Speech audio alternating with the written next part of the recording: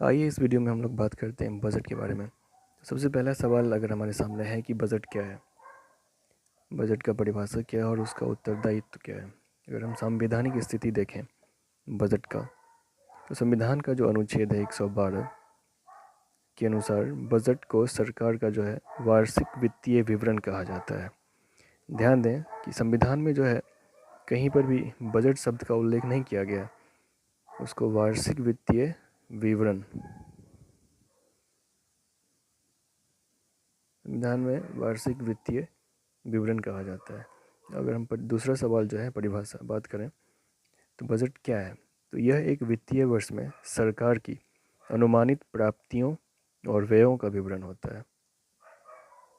अनुमानित प्राप्तियों और व्ययों का विवरण एक अनुमानित वर्ष में एक टाइमलाइन होता है, एक वर्ष।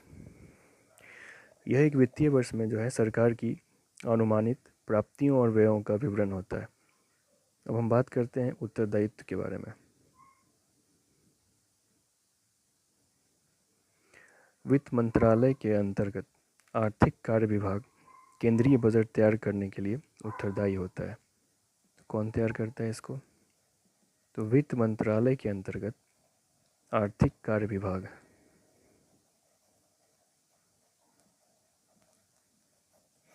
वित्त मंत्रालय के अंतर्गत आर्थिक कार्य विभाग केंद्रीय बजट तैयार करने के लिए उत्तरदायी होता है। वीडियो के दूसरे चरण में हम लोग बात करते हैं बजट का वर्गीकरण के बारे में। तो बजट का जो वर्गीकरण किया जाता है किस आधार पर किया जाता है? वर्गीकरण है दो भागों में बांटा जाता है, एक है राजस्व बजट, दूसरा है पूंजीगत बजट। राजस्व बजट में शामिल है कर राजस्व प्राप्तियां, गैर कर राजस्व प्राप्तियां और सरकारी व्यय। राजस्व बजट में शामिल है कर राजस्व प्राप्तियां, गैर कर राजस्व प्राप्तियां और सरकारी व्यय। वहीं दूसरी तरफ पूंजीगत बजट में शामिल होता है पूंजीगत प्राप्तियां और पूंजीगत भुगतान। बजट के दो भाग होते हैं,